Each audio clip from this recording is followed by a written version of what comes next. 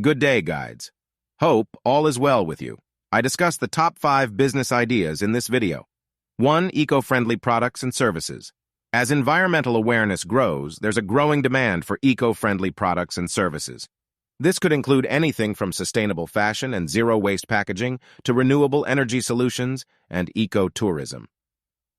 2. Health and wellness services. The health and wellness industry continues to expand. You could consider starting a wellness retreat, a personalized fitness training service, a healthy meal delivery service, or even a mental health and mindfulness app. 3. Remote work solutions. With the rise of remote work, there's a need for tools and services that support remote teams. You could develop a platform for virtual team-building activities, create remote project management software, or offer ergonomic home office equipment. 4. Personalized e-learning platforms. Online education is booming, and there's room for platforms that offer personalized learning experiences. This could involve AI-driven tutoring, interactive educational games, or platforms that connect learners with niche experts. 5. Senior care and services. The aging population is creating opportunities in the senior care sector.